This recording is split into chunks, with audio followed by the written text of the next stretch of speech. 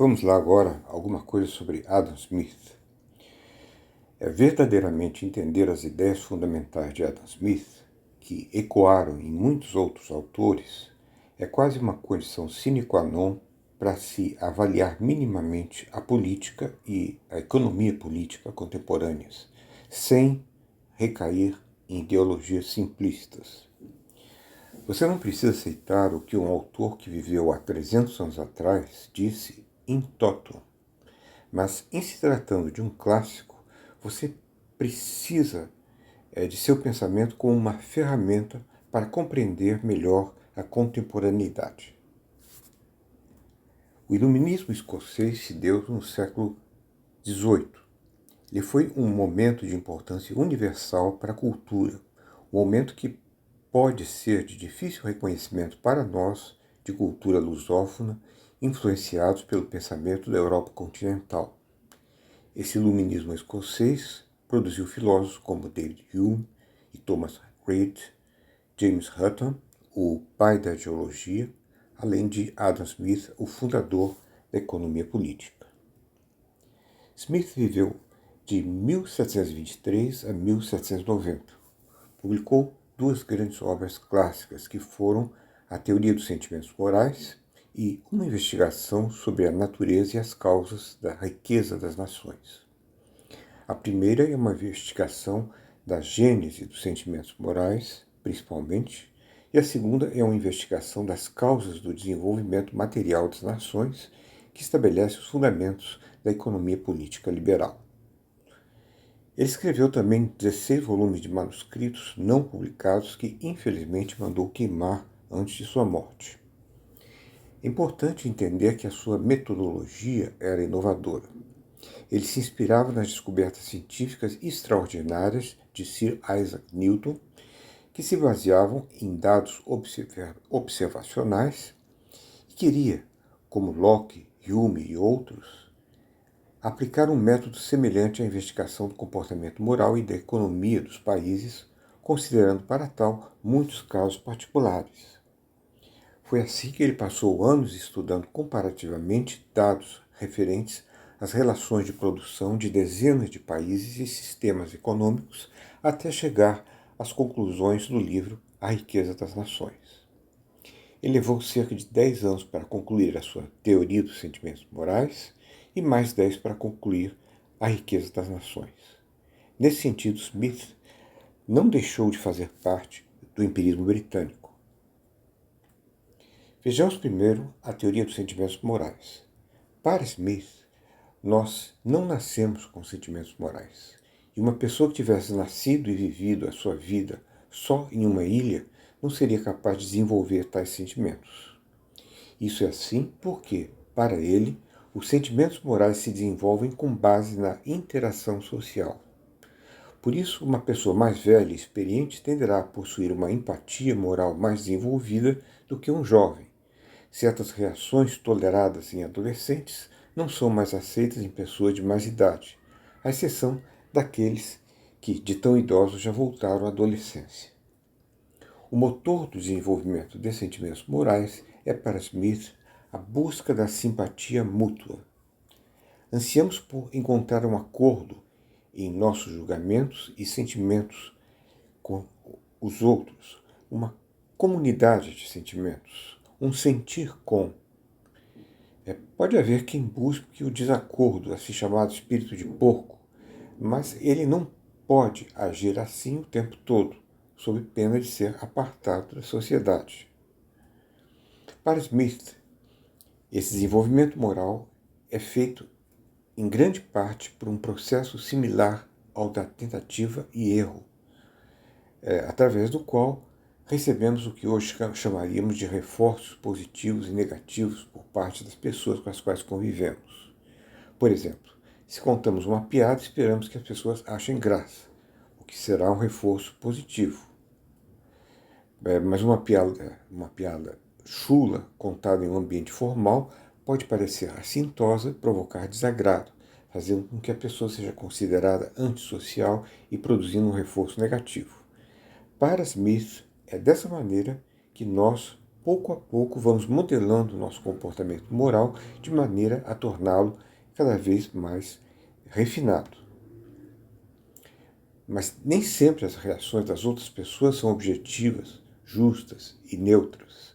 Elas podem ser afetadas por circunstâncias do meio que não as justifiquem.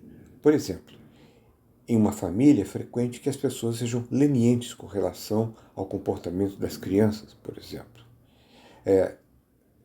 Em um meio competitivo, pode ser que as pessoas sejam demasiado severas e injustas. Por isso é necessário apelar para uma instância neutra, um avaliador ideal, que seria o que Smith chama de um espectador imparcial, o que é um conceito fundamental em seu pensamento. Trata-se aqui de considerarmos reflexivamente nosso comportamento ou de outras pessoas e de nos perguntarmos como uma pessoa, esse ideal, esse espectador imparcial, que seria uma pessoa dotada de todas as informações, totalmente moral e madura, como ela julgaria tais e tais comportamentos. Os resultados das avaliações e autoavaliações inerentes a esse processo, em que nós apelamos para o espectador imparcial, é o desenvolvimento de hábitos, procedimentos e princípios morais comuns. Desses valores aprendidos no convívio social, o autodomínio é o mais importante deles. Ficamos imaginando uma pessoa com a inteligência crítica de Smith em um jantar, refreando a sua vontade de dizer o que estava realmente pensando. Há também para Smith uma hierarquia de valores morais. Há valores dos quais qualquer sociedade depende para sobreviver. Por exemplo, o mandamento de não assassinar. Não matar pode não ser um princípio universal, mas não assassinar, aí parece universal.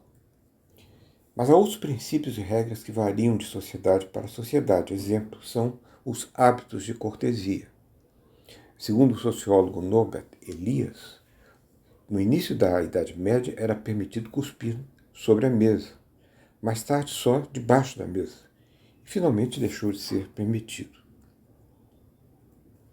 Smith também considera as virtudes morais, que são para ele duas: a de justiça e a de beneficência. Justiça é uma virtude negativa, pois para praticá-la basta abster-nos de causar danos. Beneficência é uma virtude positiva, pois exige a ação individual.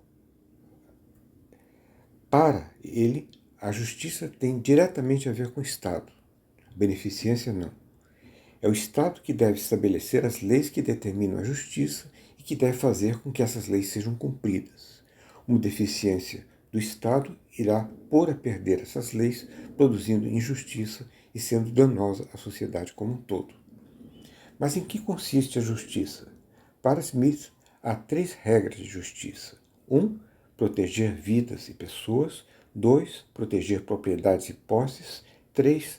Proteger o que devemos aos outros, as promessas, os contratos. Assim, elas podem ser resumidas em pessoa, propriedade e promessas. Para ele, essas regras da justiça são indispensáveis. Nenhuma sociedade sobrevive sem que sejam protegidas vidas e propriedades e sem que os contratos sejam cumpridos. Já para Smith, a beneficência não depende do Estado, mas das pessoas. Ela deveria ser exercida como resultado dos sentimentos dos cidadãos, e a intervenção do Estado só serviria para diminuir esses sentimentos, para colocá-los à parte, como se fossem desnecessários. Afora isso, o Estado não conhece as circunstâncias reais da vida dos indivíduos. É melhor que a beneficência seja exercida, portanto, por indivíduos ou grupos que conhecem as circunstâncias reais que envolvem os beneficiados. Para ele, quem não age de modo beneficente não pode ser legalmente punido. A punição vem da própria consciência, como ele escreve.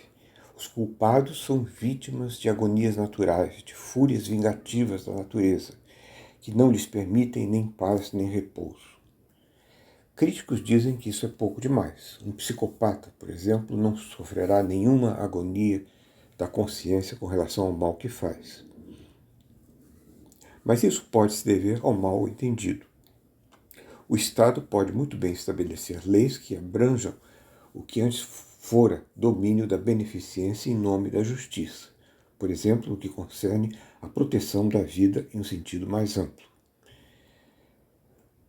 É importante notar quem o desenvolvimento dos padrões morais segue em Smith o que hoje chamamos de ordem espontânea.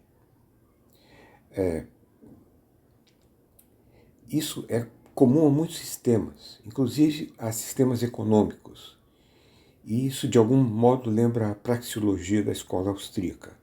Daí que um ponto em comum fundamental entre o estudo que Smith faz dos sentimentos morais e o posterior estudo dos sistemas econômicos é que, em ambos os casos, trata-se de formações de ordem espontânea, de ordens espontâneas. O James Otteson, em seu livrinho, que eu recomendo, introdutório ao pensamento de Adam Smith, ele dá alguns exemplos. A formação de uma língua, ela é espontânea. E em um dado momento, todas as regras estão lá. E não são estabelecidas pelo gramático. E elas são fixas em um dado tempo, porque elas podem se alterar.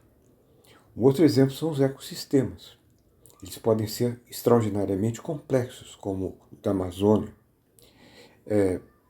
E é interessante que eles não são produzidos por um autor, o autor divino, Deus, que produziu lá o ecossistema amazônico, mas por um conflito natural de vida e morte entre as espécies, um conflito de darwiniano, de tentativa e erro evolucionário. Um outro exemplo é dos valores morais de uma dada sociedade refletidos nos sentimentos morais. Eles são produzidos pelo interagir conflituoso de um número muito grande de indivíduos que assim os estabelece. Estabelece um sistema de valores morais. Ainda outro exemplo é do mercado econômico.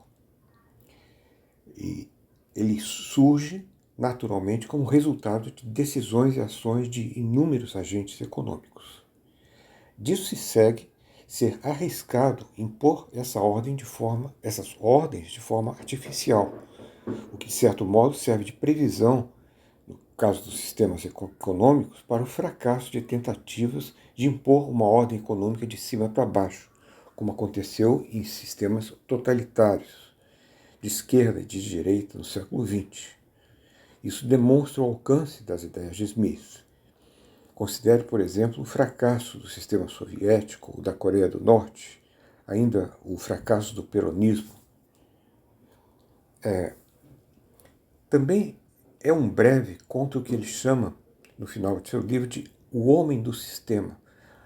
Indivíduos que pretendem artificialmente produzir de cima para baixo um sistema ideal. É como se fossem deuses, certos líderes, ou mesmo o caso de certos filósofos que produziram certos estados, o que seriam estados ideais, e o rumo para esse estado ideal, como no caso de Marx, ou no caso de Platão também. O homem do sistema se arroga aqui a posição do Criador, como se fosse um Deus a intervir no sistema da evolução natural, quando o sistema econômico precisa evolver de forma natural e espontânea. O homem do sistema age como um pré-darwiniano no que diz respeito ao caráter espontâneo dos sistemas econômicos. E aqui se demonstra, mais uma vez, a atualidade de Adam Smith.